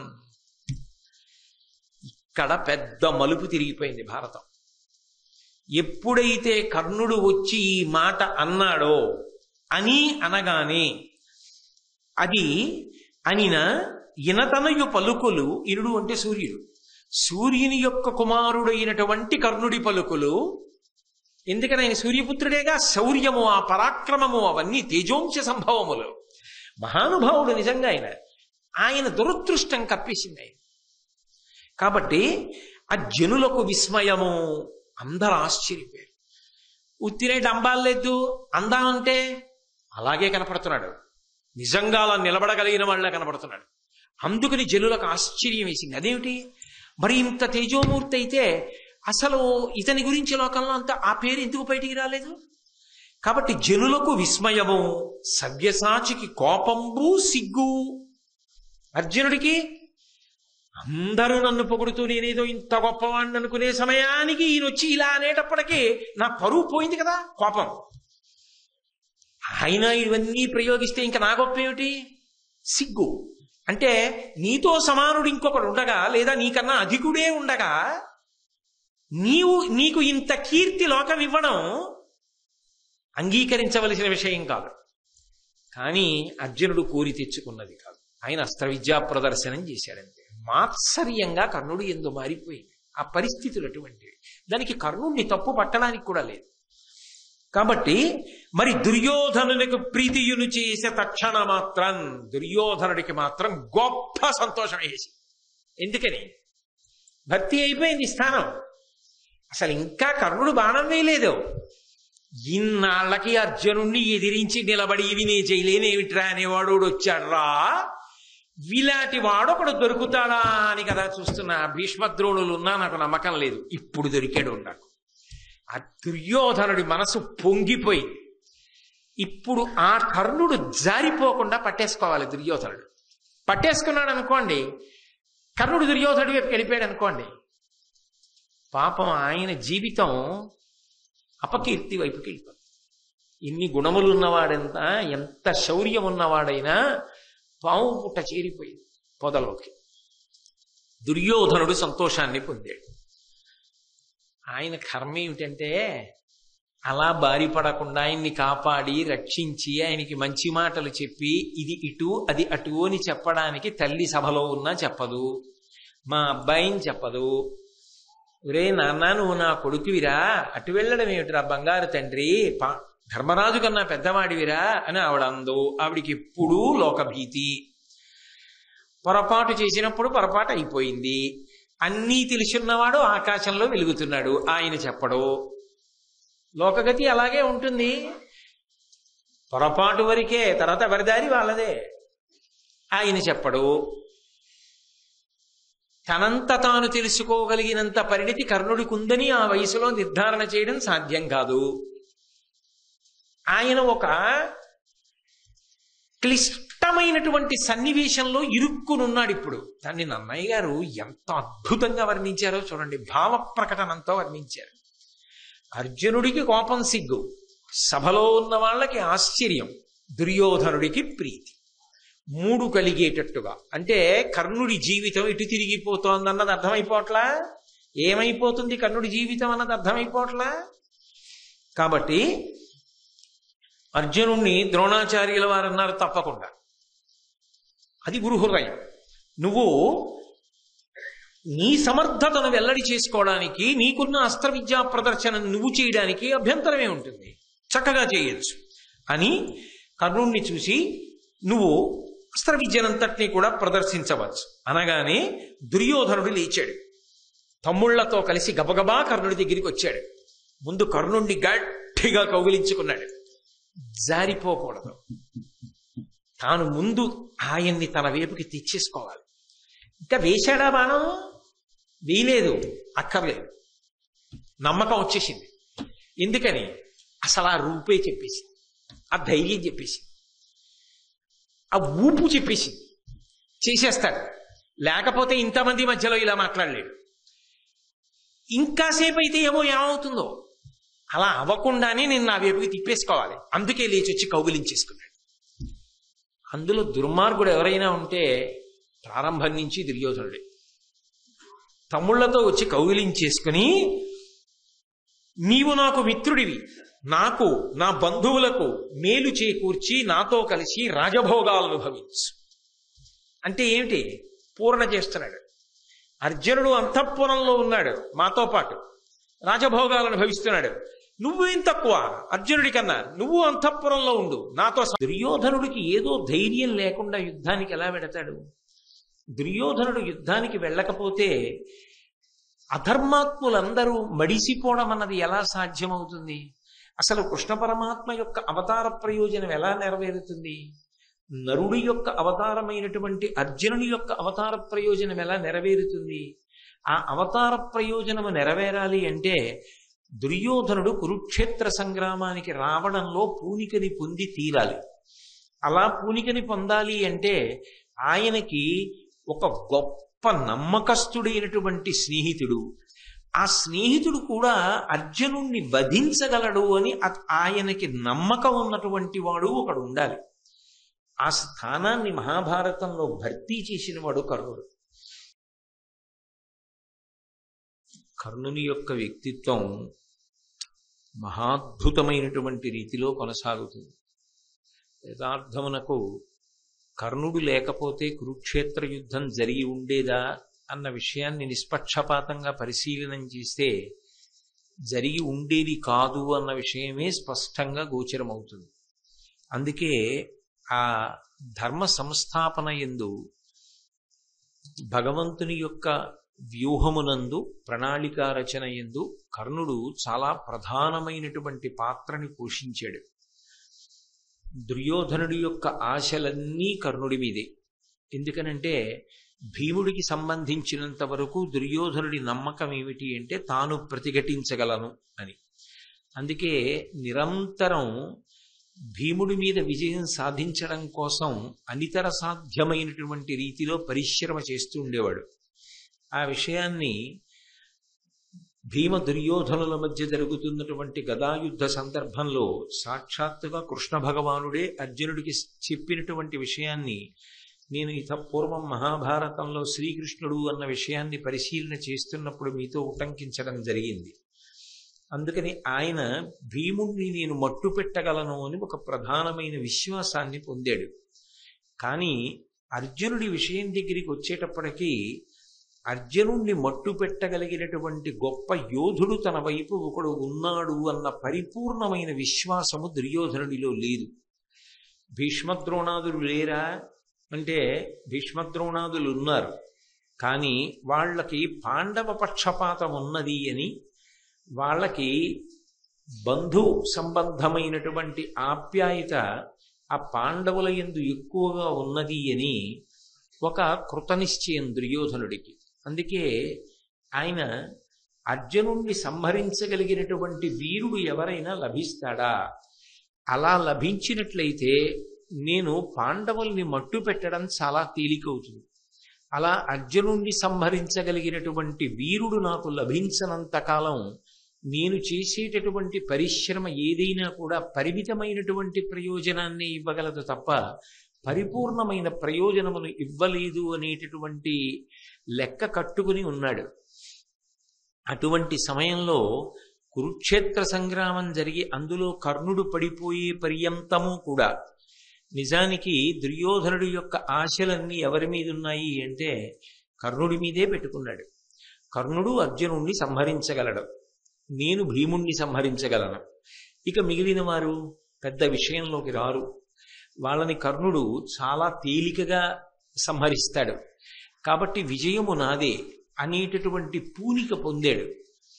కర్ణుడి దుర్యోధనుడి పక్కన లేకపోయినా, కర్ణ దుర్యోధనుల మధ్య అంత గొప్ప మైత్రి ఏర్పడకపోయినా, దుర్యోధనుడు కర్ణుడిని తిరుగులేని రీతిలో నమ్మడానికి కావలసినంత స్నేహాన్ని, అటువంటి స్నేహహస్తాన్ని కర్ణుడు అందించకపోయినా దుర్యోధనుడు యుద్ధానికి వెళ్ళి ఉండేవాడా అన్న విషయం కొంచెం అనుమానాస్పదమే.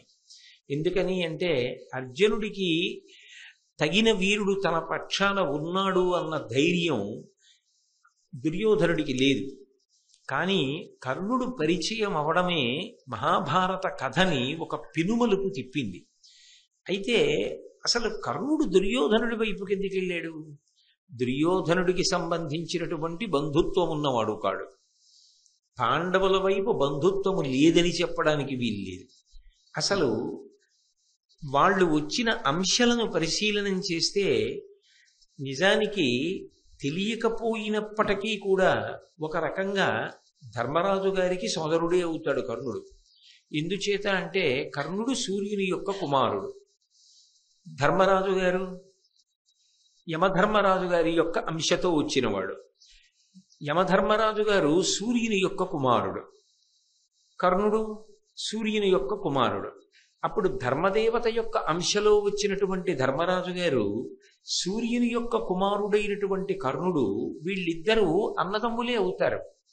అయినప్పుడు ఇద్దరి యందు తత్సంబంధమైనటువంటి తేజస్సు, తత్సంబంధమైనటువంటి అంశయే ప్రకాశిస్తున్నప్పుడు వాళ్ళ మనోభావనల మధ్య సమతౌల్యం ఉండాలి.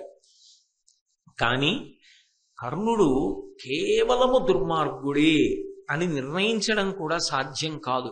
ఎందుచేత అంటే మహాభారతాన్ని నిష్పక్షపాతంగా పరిశీలనం చేస్తే కర్ణుడు దుర్మార్గుడు అని చెప్పడం కన్నా కర్ణుడు విధి చేత వెక్కిరింపబడినవాడు, కర్ణుడు దురదృష్టవంతుడు అని చెప్పడానికే అవకాశం ఎక్కువ కనపడుతుంది.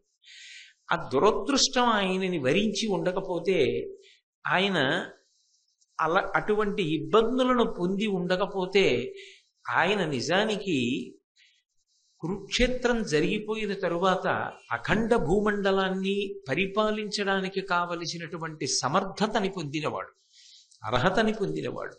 ఆయన స్వయంగా కుంతీదేవి యొక్క కుమారుడు, పైగా సూర్య భగవానుని యొక్క పుత్రుడు.